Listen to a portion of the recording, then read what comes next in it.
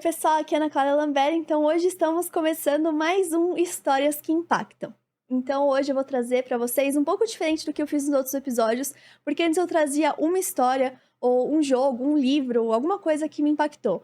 Hoje eu vou entrar um pouco nessa trend, um pouco atrasada eu tô, mas que tem muito nesse universo literário, que é das minhas melhores leituras de 2023. Então hoje eu vou contar para vocês as melhores e as piores leituras que eu tive no ano passado e por que eu acho que essas histórias impactaram positivamente para mim, ou o que eu aprendi nesses livros que eu não gostei tanto, mas o que eu acho que poderia melhorar, ou que poderia ter impactado mais positivamente pra mim. Então vamos começar hoje pelos que foram pelos melhores livros. Eu não vou colocar em uma ordem específica, tipo, do melhor pro pior, ou dentro dessa ideia, mas só vou falar pra vocês aí, sem uma ordem específica.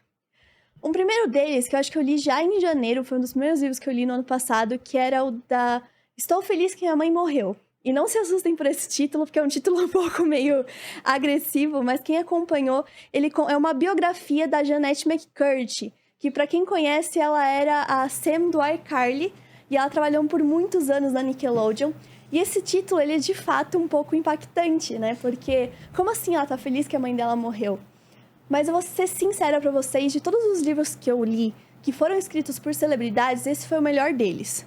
Ela tem uma escrita tão poética, mas tão bonita, porque ela vai contando, porque eu não recomendo esse livro para quem tem qualquer distúrbio alimentar ou qualquer problemas familiares muito intensos, porque ela é muito cru na narrativa dela. Então ela vai falar dos problemas que ela teve de distúrbios alimentares e ela vai descrever o que ela passou com muitos detalhes e de uma forma muito brutal. Então, se isso for um gatilho para vocês, eu não recomendo a leitura desse livro. Mas a escrita é tão imersiva, e uma das coisas que eu achei mais incrível foi que, por exemplo, a história conta desde a infância até a vida adulta dela. E você consegue perceber a diferença na escrita dela. Então, quando ela está descrevendo os anos de infância dela, a escrita é infantil. É uma escrita mais simples, é uma escrita que você fala, uma criança pensaria dessa forma, uma criança veria o mundo dessa forma. E aquela escrita vai amadurecendo conforme ela vai narrando o restante da vida dela. E quem não sabe, a Sam do iCarly, ela teve uma vida muito traumática. Inclusive nas câmeras e fora das câmeras. Então, ela conta por que ela se afastou desse universo de mídia, por que ela desistiu dessa carreira de atriz, como foi esse processo, o quanto a mãe dela impactou em todas essas decisões dela de ser uma pessoa, uma figura pública. E o quanto ela teve... parte desses distúrbios alimentares que ela tinha foram efeitos diretos de falas da mãe dela. Ou de ações da mãe dela. Que colocava ela desde, 5 anos de idade em dietas loucas, assim, que ela não podia nem se alimentar direito. Então, o livro tem um pouco dessa polêmica. Foi um livro extremamente polêmico na hora que foi lançado. Principalmente por conta desse título, mas também alguns dos assuntos que fala. Mas vale muito a pena a leitura. E é o que eu falei, desses livros de celebridades, é o mais bem escrito que eu já li. Assim, disparadamente. Já li outras biografias de alguns famosos e tal. E a Jeanette não parece que ela é uma artista contando sobre a vida dela. Parece que é uma escritora, de fato. Uma pessoa que ela tem domínio da língua, ela tem domínio da escrita. E foi maravilhoso, assim, a experiência. Para esse... eu li ouvindo o audiolivro que foi narrado pela própria Jeanette. Então, acho que a experiência ficou, assim, muito, muito, muito, muito melhor. Porque é ela contando a própria história. É na voz dela. É a narrativa dela. E ela foi... ela tem esse passado como atriz. Então, ela conseguiu, dentro da narrativa do livro dela, do audiolivro, ela encena algumas cenas do livro, umas passagens... e foi, assim, uma experiência. Era, de eu ficar olhando pro teto e falar assim, não é possível que uma mãe faria um negócio desse com a própria filha. E você vai vendo a história dela e o quanto você não imaginava. Você vendo ela dentro da iCarly, porque eu cresci assistindo a iCarly, e você nunca imaginar que ela passava por tudo aquilo. Então, se você quer ler um livro escrito por um artista, mesmo se você não tem proximidade com essa atriz, ou não conhece muito a história dela, é um livro que vale muito a pena ler. Então, esse foi um dos primeiros livros aí, primeira indicação. O segundo é Luster. Eu acho que ele saiu recentemente aqui no Brasil com o nome Luxúria. E o nome da autora é Raven Leilani. Esse livro também foi um livro que me impactou muito quando eu li. Ele é muito, muito interessante porque ele explora essas relações de poder entre gênero, raça e as angústias de uma jovem americana. E ela é negra e ela passa por esse processo de aceitação, essas disputas de gênero, disputas de classe nos Estados Unidos. E esse livro tem uma escrita tão brutal também. São 2 livros que trazem essa escrita que ela é cru. Esse livro, inclusive, me lembrou muito A Hora da Estrela. Um pouco, não a história em si, mas a vibe que o livro passa. Ele tem muito ele é muito interno, então os diálogos são muito internos da personagem com ela mesma.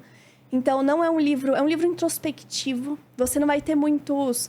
É aquela história de um livro que não tem muito acontecimentos. É muito você vai acompanhar a história daquela personagem, os desafios daquela personagem, o dia a dia daquela personagem, mas é tão brutal, é tão cru, tão violento, porque ela é tão violenta contra si mesma, no sentido das pequenas agressões que ela comete contra si mesma, que o livro fica difícil de você ler, porque você fica angustiado o tempo todo, que você fala, não é possível, que eu acho que é Ed o nome dela, não é possível que ela tá fazendo isso com ela mesma, ela tá se auto-sabotando.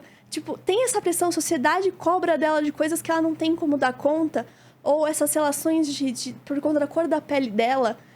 Mas é tão brutal que, enquanto eu lia, eu ficava, não é possível. E eu tinha que parar e ficar olhando pro nada e falar assim, nossa, o que eu tô lendo? Então, esse foi um dos livros também que me marcou muito, porque trazia uma realidade que não tem nada a ver com a minha, uma realidade muito voltada pros Estados Unidos hoje, mas que eu olhava e eu sentia o que aquela personagem estava sentindo. Então, e é muito sentimental. É um livro que traz esse sentimento de uma forma muito cru. Então, é muito boa. Aí, o outro, agora eu vou falar de um livro nacional com uma vibe completamente diferente desses 2 primeiros que eu falei, que é A Vida e as Mortes de Severino Olho de Dendê, do Ian Fraser. Acho que eu falei errado sobre o nome dele. Mas esse livro é muito bom, de verdade. Porque, assim, eu gosto muito de ficção científica e principalmente de óperas espaciais. E esse livro é uma ópera espacial com elementos da mitologia e do folclore nacional. E eu acho que é um mercado que falta muito. Porque, mano, nosso folclore, ele é muito rico. A nossa cultura, ela é muito rica. E por que a gente não explora nesses outros gêneros, como ficção científica, fantasia? Fantasia até tem um pouco mais. Mas essa é a única ópera espacial que eu li. Se vocês conhecerem outras óperas espaciais nacionais, me falem, por favor, porque eu gosto muito dessa parte. E assim, os personagens são incríveis, tem muito dessa cultura, e você vai lendo, você fala assim, nossa, eu identifico com aquilo, porque a nossa cultura do nosso dia a dia, a nossa identidade nacional. E esse autor conseguiu trazer isso de uma forma muito incrível, com elementos que são da ficção científica, que são das óperas espaciais. Então, sério, é muito bom. Muito bom, posso falar horas. E ele traz essas referências, por exemplo, ao Auto da Compadecida, traz referências até às religiões de matriz africana, porque tem um momento, por exemplo, nesse livro, que eles vão para uma batalha final, vamos dizer assim. E aí eles passam antes por rituais dentro de o que seria um conceito da Umbanda, e eles passam por esses rituais para prepará-los para a luta final e tal. E, mano, esse livro é muito bom, é muito divertido, ele é super rápido, é super leve, engraçado. Eu ria muito, porque assim, às vezes a gente lê uns livros que foram publicados nos Estados Unidos, porque o nosso mercado editorial é muito focado em livros norte-americanos, infelizmente. Então, às vezes é um humor que a gente não se identifica tanto. Mas esse livro me fazia dar risada em voz alta, porque, de fato, você tem essa identidade. Que às vezes você não tem outros livros que você lê de autores que não tem nada a ver com minha identidade cultural.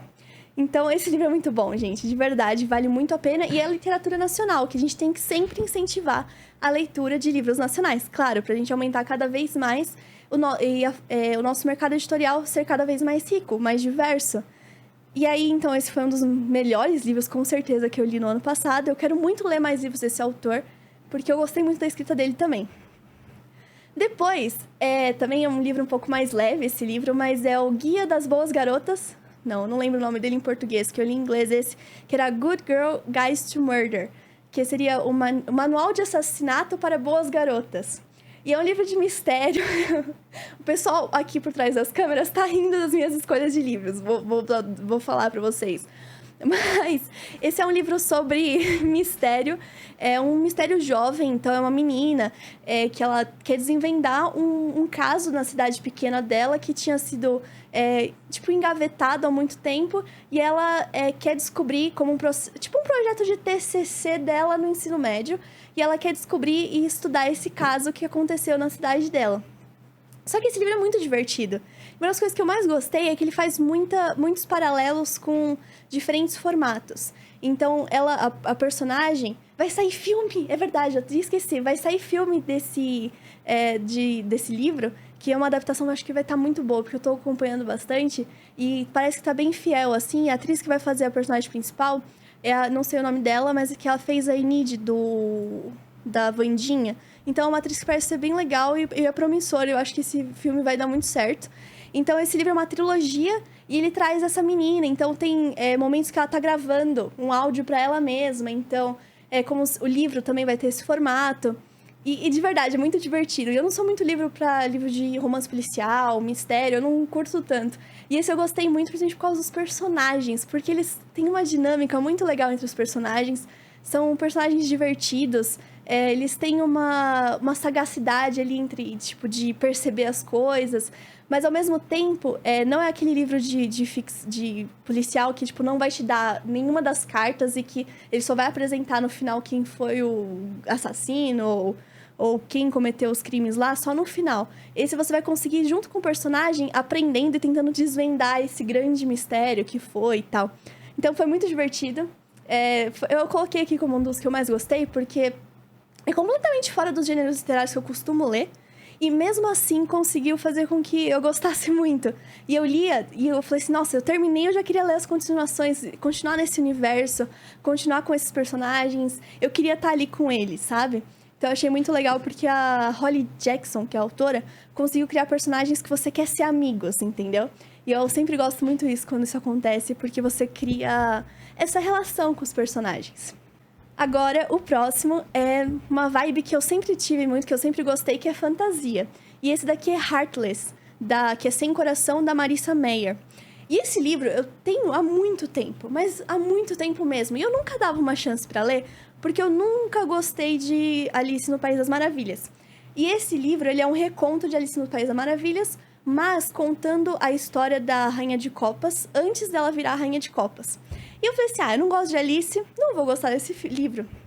Estava extremamente enganada. Muito enganada. Porque é um dos melhores livros de fantasia que eu já li na minha vida. E ele fala sobre essa história da formação, de como... Porque, pra quem não assistiu Alice, eu também assisti acho que uma vez na vida, então não sei muito bem como falar. Mas a Rainha de Copas, ela é extremamente cruel, ela é extremamente má. E ela tem essa... a frase dela é cortem as cabeças, né? E aí o livro é tipo um romance de formação e que vai contar como que ela era de uma menina que queria ser uma confeiteira, que queria ter uma padaria, que era super boazinha ali, vivia no reino, até ela virar uma rainha extremamente cruel que quer matar todo mundo que ela vê na frente.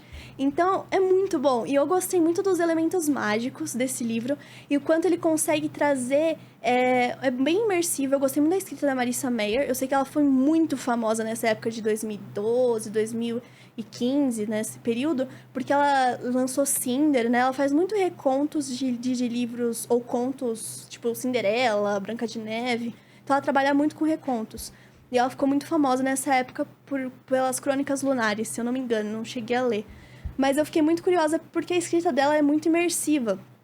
E eu gostava desses elementos mágicos, como as festas do Chapeleiro Maluco, que tinha os shows e essas interações. E tudo isso eu falei assim, nossa... Eu fiquei até curiosa pra assistir Alice no País Maravilhas depois, mas eu comecei e não consegui passar dos 20 minutos, confesso. Não gosto muito muito surrealista pra mim, não gosto. Mas enfim, mas o livro é muito bom e vale a pena. Então, mesmo que você não goste de Alice no País das Maravilhas, leia Heartless, ou Sem Coração, porque você vai gostar, porque é o meu caso. Vale muito a pena. E de fato, esse momento em que uma personagem que no início do livro você fala assim, não é possível que ela vai se tornar má. Porque ela é doce, ela é educada, ela tem esse ímpeto pra ajudar os outros. E como que ela vai virar essa rainha tão cruel que ela vira no final do livro? E, de verdade, o final desse livro também é extremamente impactante.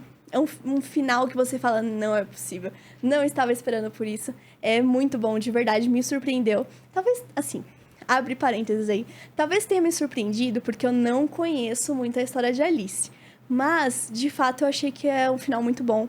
É um final inesperado. Você vê todos os personagens que eu acho que devem ser os mais famosos de Alice. Tem o coelho, tem o chapeleiro, tem muitos outros personagens lá, lagarto, gato, não lembro o nome dele. Mas você vai ter todos esses personagens clássicos da Alice, mas por um olhar completamente diferente. Então, de fato, muito, muito, muito bom. Vale a pena. Eu fiquei com esse livro, acho que, tipo, uns 7 anos guardado e nunca li. Aí dei a chance e foi, de fato, muito bom. Heartless. Aí o próximo, esse ainda não veio pro Brasil. Eu até fiquei em dúvida se eu colocava nessa lista ou não, porque como ele não chegou ainda, eu fiquei na dúvida se seria interessante, mas eu acho que vale a pena, que é o Yellow Face, da R.F. Kuang. Essa autora, eu acho que vai vir pro Brasil, porque ela já tem muitos livros publicados aqui no Brasil, inclusive A Guerra da Papoula, República do Dragão, só que os livros que ela tem publicado aqui são os de fantasia dela. E esse é um livro de ficção literária que ela tem. E esse livro é muito bom, é muito curtinho. Ele é, na verdade, uma sátira sobre a diversidade racial dentro do universo literário. Então, vou contar um pouquinho da história desse livro, porque eu acho que vai ser o que vai fazer com que as pessoas tenham interesse para ler. A história conta sobre duas autoras. Eu só vou lembrar o nome de uma, que era Athena, e outra autora.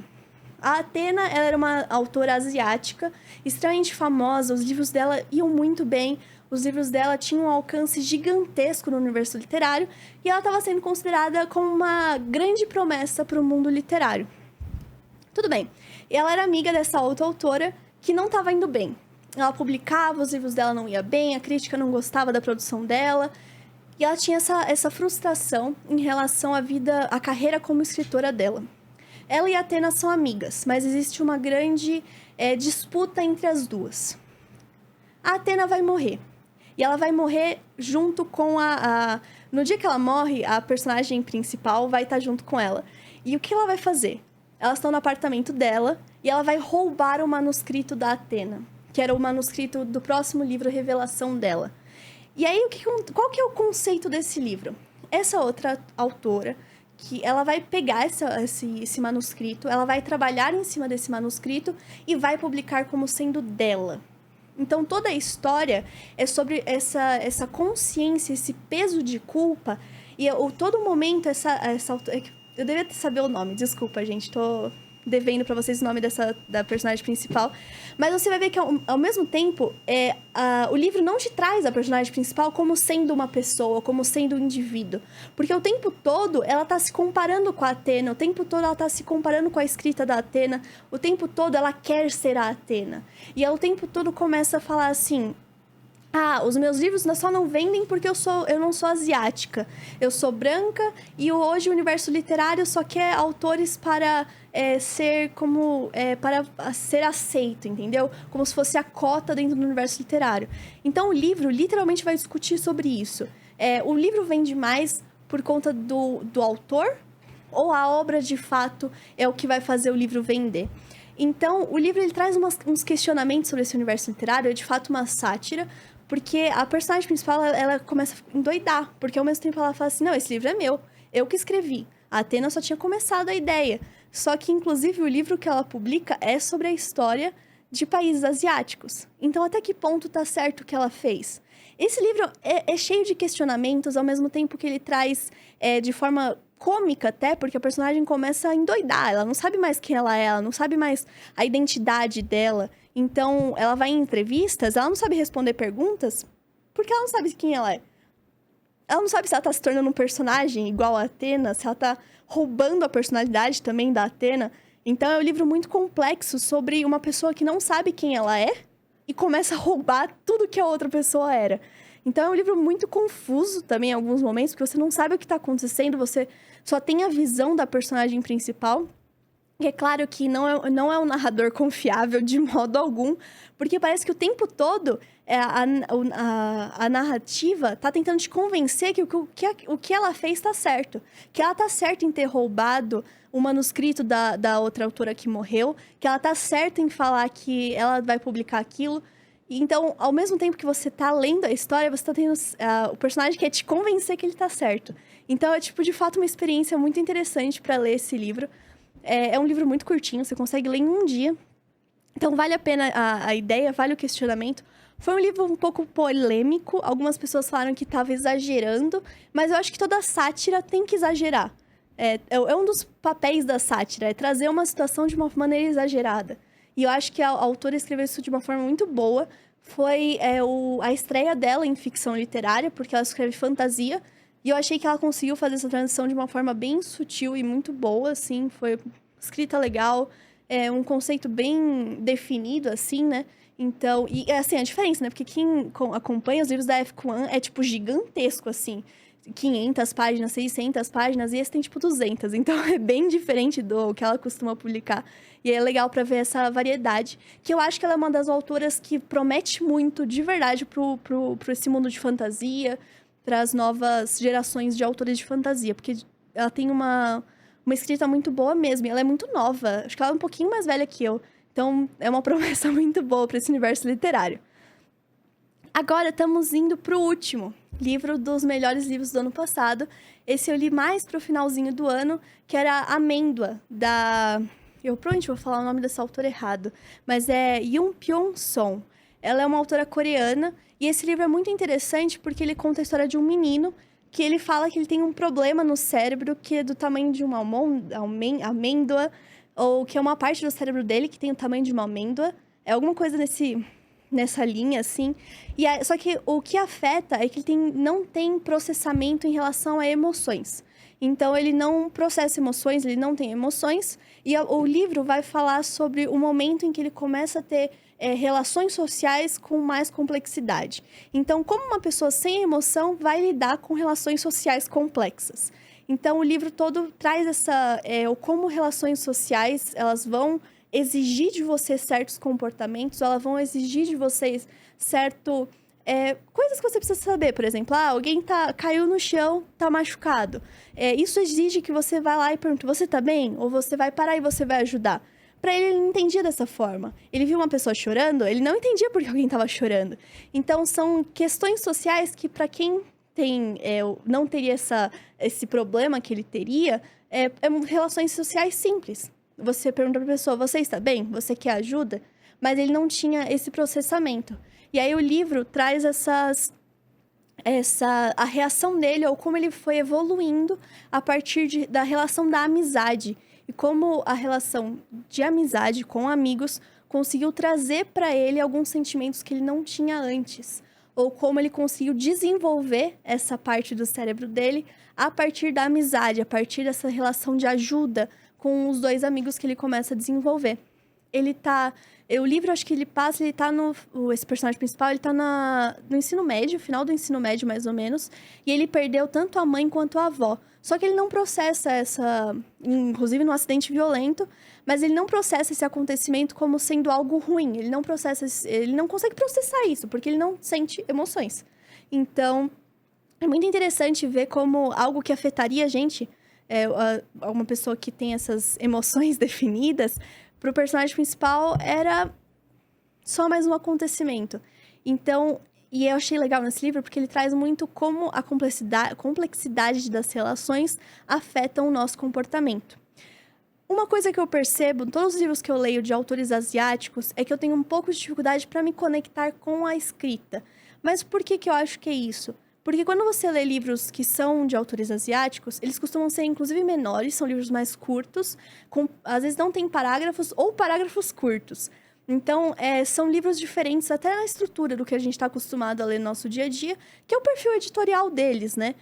Mas eu tenho um pouco de dificuldade porque eu acho que na descrição, os livros asiáticos têm menos descrição de cena, de espaço, de emoção também, do que a gente está acostumado com os livros nacionais, ou até mesmo os livros que vêm dos Estados Unidos, Europa, dos países que a gente está mais acostumado a ler. Então, isso demora um pouco mais para você se conectar com os personagens. Mas quando você se conecta, parece que você consegue compreender o mundo da forma como eles estão vendo, sabe? E eu acho que eu já vi muita gente comentar isso também, mas eu acho que é só a forma deles descreverem que até, né, tem essas diferenças do Ocidente, do Oriente e tal. Então, pra gente tem esse momento de adaptação com essa escrita diferente, porque é bem diferente mesmo, assim.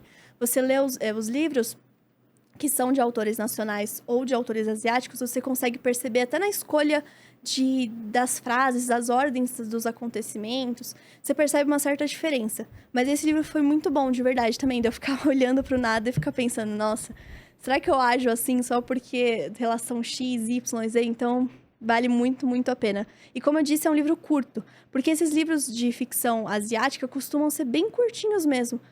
Nunca li um que fosse tão grande assim. Eles têm esse padrão editorial. No máximo 200, 250, 300 páginas já é muito. Então, são livros rápidos de ler, assim. Então, vale a pena dar uma olhada. Bom, agora eu já falei pra vocês todos os livros que foram os melhores de todos. E agora eu quero comentar pra vocês alguns que eu não gostei tanto assim, ou que eu achei que poderiam melhorar. Porque eu sei que vocês gostam da polêmica, né? Eu ia fazer só dos melhores, mas as pessoas gostam de uma polêmica, gostam de falar mal, às vezes, né? De comentar essas coisas. Então eu vou trazer também alguns, só que eu vou falar um pouco menos dele, porque não tem tanto impacto positivo assim, né? Bom, essa eu posso deixar muita gente brava. Mas eu não gosto a série de Corte de Rosas e Espinhos da Sarah J. Maas. Eu sei que é um dos livros de fantasia mais famosos hoje. Eu acho que é o mais famoso de fantasia, talvez, hoje. Mas o ano passado, assim, eu li todos, porque eu gosto de falar mal com propriedade. Eu não ia falar mal de um livro, sendo que eu não li todos. Então, ano passado, eu terminei lendo Corte de Asas e Ruínas e A Corte de Gelo e Estrelas, que é um conto, sim. Desculpa, gente, eu não consigo achar que é um bom livro. Eu sei que é muito famoso, as pessoas gostam dos personagens, mas eu acho muito problemático. Eu sei que todo livro que trata sobre féricos tem essa característica, como teve A Corte de Rosas e Espinhos. Alguns cenários que são similares, que é dessa cultura das fadas, né? Das fadas, féricos, como você quiser chamar. Féricos também, todo mundo chama de um jeito, mas... eu não consigo achar que um livro que, eu vou falar um pouco do primeiro, porque se eu falar dos últimos é muitos spoilers, né? Inclusive, eu achei que o último foi o melhor de todos, assim. Eu dei 3 estrelas, uma nota alta, porque os outros eu não dei nem meia, uma, assim. Porque, de fato, gente, eu não consigo achar que o Rissand aí, que todo mundo gosta, que ele é um cara legal, sabe? Pra mim, as cenas dele na montanha lá, aquilo é assédio. Ninguém vai conseguir falar pra mim o contrário. Pra mim, aquilo é assédio. Essa desculpa que ele tava protegendo a Feyre, que ele tava protegendo ela, que ele fez aquilo porque a Amaranta ia matar ele, enfim. Eu não consigo acreditar. Pra mim, aquele assédio, ele drogava ela. Ah, porque os féricos, a fruta férica droga humanos. Tudo bem. É a mitologia férica, mas... eu não consigo achar que isso é positivo, não consigo achar que isso é bom. Inclusive, crianças muito, muito jovens estão lendo esse livro. Eu não acho que é para criança jovem ler esse livro, porque ela não tem o discernimento para ver o que é positivo, o que não é positivo. Então, tem coisas legais. É um entretenimento legal lá, de fantasia. Mas tem muitos pontos negativos que eu não consigo gostar nessa trilogia da Sarah J. Maas. Então, eu sei que é polêmico, porque ela é muito amada. Eu tentei gostar de verdade, porque eu queria entrar pra esse fandom, porque tem muito conteúdo online, tem muita gente legal nesse fandom, que eu gosto de ver as coisas que vocês fazem pra internet, pro Instagram, as fanarts e tal. Mas eu não consigo gostar do livro. Eu tentei, não gostei, enfim. Agora o outro também é polêmico. Eu vou deixar os polêmicos primeiro e depois eu falo um pouco mais, os mais levinhos depois. Que é a Quarta Asa, que inclusive vai ser lançado aqui no Brasil, pela, não lembro qual editora, mas que já foi uma polêmica antes de lançar, porque o livro tá saindo por mais de R$100 na pré-venda. Absurdo. Esse livro também é de fantasia. Ele parece uma grande mistureba dos livros que eu li lá em 2010. Tem cenas que parecem exatamente iguais, como... Eu não vou lembrar o nome dos personagens principais, eu acho, mas a personagem principal tá andando sobre uma ponte, que é tipo a iniciação dela na Quarta Asa lá. Aquilo é exatamente igual a cena da iniciação em Divergente, gente. O livro é divertido, eu me diverti lendo esse livro em alguns momentos, mas parecia que tudo que eu tava lendo lá, eu já tinha lido em algum lugar. E a escrita me irritou muito. Porque tinha, por exemplo, uma coisa que me irrita muito é quando o autor coloca várias palavras e 3 pontinhos. Só que o problema não é que é uma vez, era várias vezes. Às vezes, numa página, você achava várias dessas. Ou quando ela colocava isso me irrita muito. Todo livro que eu vejo isso me irrita muito. Porque ele é muito feito... eles usam esse recurso estético de uma forma muito, muito levianamente, que é quando ele coloca assim, você, ponto. Vai, ponto, pra, ponto, casa, ponto. Sabe quando é, tipo, pra acentuar como se o personagem estivesse sendo mais duro naquela frase? Mas não fica assim quando você tá lendo. Fica... sei lá, eu não sei, é algo que me incomoda pessoalmente, né? Mas que é, tipo, esse ponto entre cada palavra de uma frase. E tinha isso pelo menos umas 2 vezes em cada capítulo. E eu falo assim, não é possível, eu não tô lendo isso de novo, não tô lendo isso de novo. Então, isso foi o que mais me irritou nesse livro, foi a parte da escrita. E assim, eu não vou nem entrar na polêmica, que tem muita gente falando que esse livro foi escrito por inteligência artificial. E que a autora só foi lá e complementou algumas partes. Eu não vou nem entrar nessa polêmica, porque eu não sei se tem provas suficientes. Porque você vê uma entrevista de uma pessoa e só porque ela não soube responder um detalhe específico do livro dela, não significa que não foi ela que escreveu aquilo. Então, não vou falar. Se quem quiser pesquisar, inclusive, porque foi algo muito pesquisado, né? Sobre esse livro foi escrito por inteligência artificial, não foi escrito por inteligência artificial. Vale a pena dar uma pesquisada sobre isso, mas eu não vou entrar nessa parte, enfim. Mas não gostei. Foi um entretenimento assim, para aquele momento, dragões. Dragões são legais. Os conceitos dos dragões desse livro são legais. Mas outra coisa que me incomodou muito nesse livro, que era assim, tudo era muito, ou você completa essa missão, ou você faz isso, ou você morre. Então eu não conseguia compreender. E, por exemplo, nesse livro, uma das crises sociais é que não tinham soldados. Não tem soldados, a gente tem guerra e ninguém quer ser soldado. Só que eles matavam soldados em qualquer atividade. Eles tinham treinamento que matava os próprios soldados. Então, qual que é o sentido? Se você não tem soldados, por que você mata os seus próprios soldados? Eu não conseguia achar sentido nessa construção de mundo. E aí foi o que mais me irritou.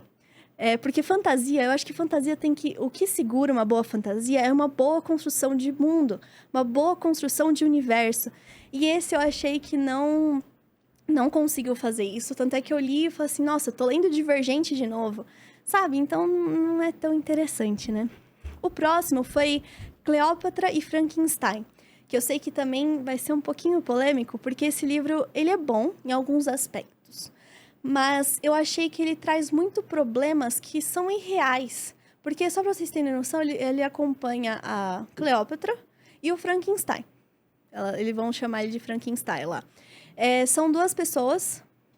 A Cleópatra, ela é uma artista meio frustrada, que nada que ela produziu na vida, ela sente orgulho do que ela produziu. Ela tenta produzir, mas não consegue, ela não sente orgulho. E o marido dela, que é um cara muito mais velho, que tem a empresa de marketing dele, que ele faz propaganda e tal. Mas são relações extremamente tóxicas, relações extremamente nocivas umas com as outras. Todos os personagens desse livro, são personagens que você não vai gostar. Eu acho que foi a intenção da autora. São personagens desprezíveis, muitos deles. Que você olha e fala assim, não é possível que a pessoa tá errando tanto. Que ela tá fazendo tudo isso tão prejudicial. Não só pra ela, mas pra todo o meio social dela ali. Então, esse é um livro de ficção contemporânea. Eu gosto muito de livros de ficção contemporânea, mas o que eu achei que foi muito problemático é que nenhum dos problemas ali conversam com os problemas gerados por aqueles grupos de pessoas, conversavam comigo. E eu acho que não conversam nem com uma realidade do brasileiro, sabe? Talvez esse tenha sido o problema, pensando aqui agora, porque é um livro que ele traz muito esse problema de pessoas ricas dos Estados Unidos, que moram nos Estados Unidos. O personagem principal, ela é britânica, mas ela mora nos Estados Unidos. Então, é muito sobre essa alta classe estadunidense que não sabe o que fazer com o dinheiro que tem, não sabe fazer com o tempo que tem, com o privilégio que tem, que não sabe o que fazer com a vida deles e só consegue pensar em se autodestruir. Então, tem pontos positivos, sim, no livro, porque traz a crítica a essa classe muito presente nos Estados Unidos, mas, ao mesmo tempo, pra mim, não serviu pra nada.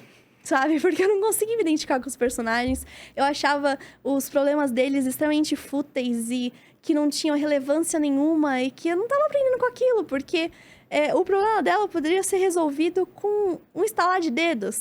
Só que ela não queria sair daquela situação de conforto, aquela situação daquela vida social que ela tinha ali.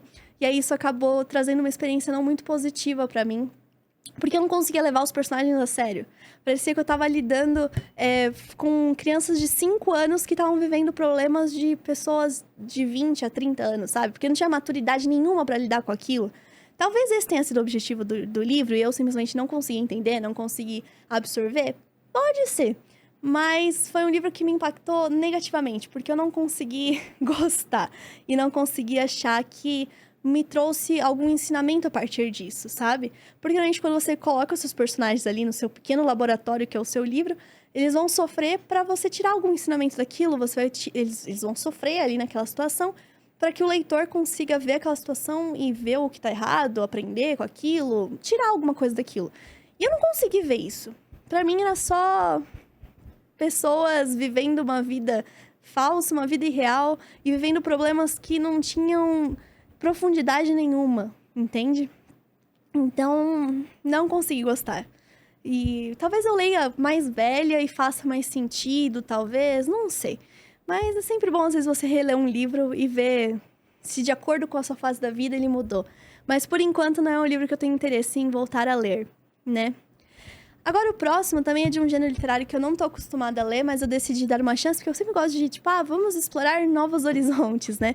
E esse livro é a Operação Família, da Sarah Morgan, que ela é uma autora muito, muito, muito relevante nos Estados Unidos, e ela fala muito sobre relações familiares, sobre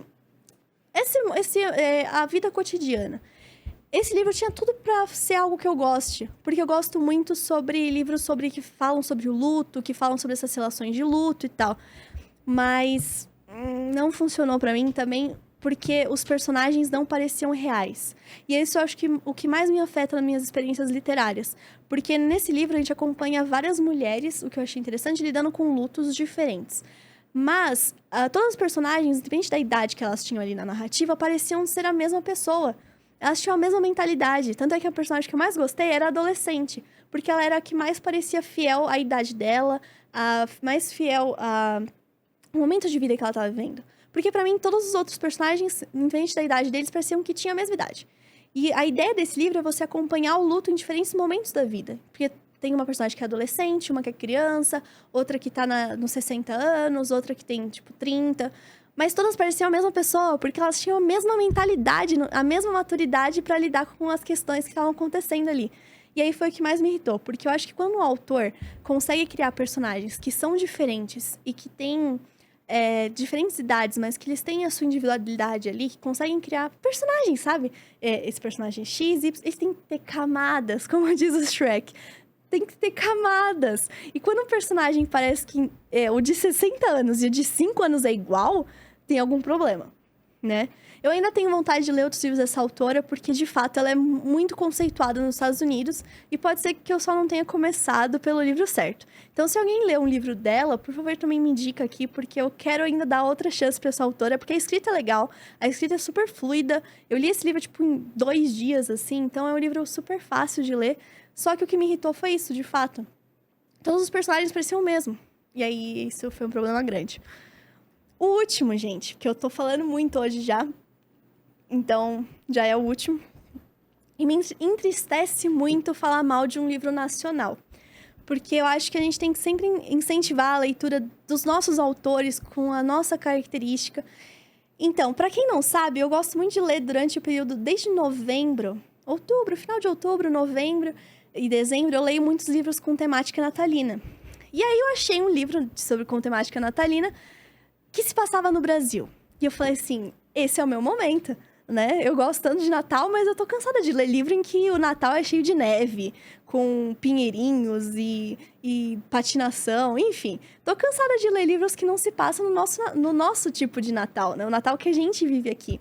Então, eu tava muito feliz quando eu achei o Quatro Pedidos de Natal, que ele é um livro com 4 contos. Ele foi escrito pela Frine, eu não sei o sobrenome dela, mas eu gosto muito dela, porque eu acompanho ela nas redes sociais. Ela faz um trabalho super legal com cultura pop.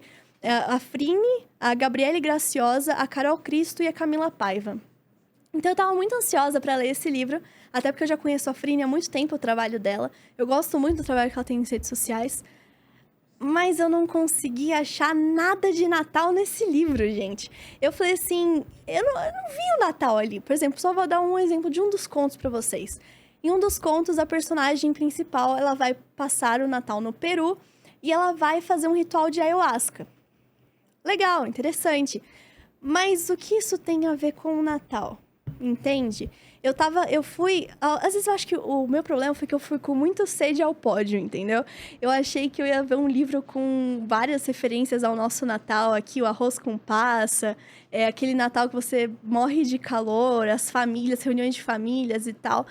E eu não vi nada disso, porque a maior parte desses contos não se passava dentro desse cotidiano, vamos dizer assim, essa mística, né, do nosso Natal aqui brasileiro. Isso foi o que me decepcionou muito, porque eu queria muito ler sobre um Natal em que as famílias estão brigando em cima, ou o tio que vai falar é pra ver ou pra comer, sabe as coisas assim? Eu queria essa atmosfera num livro de Natal, e eu não recebi isso.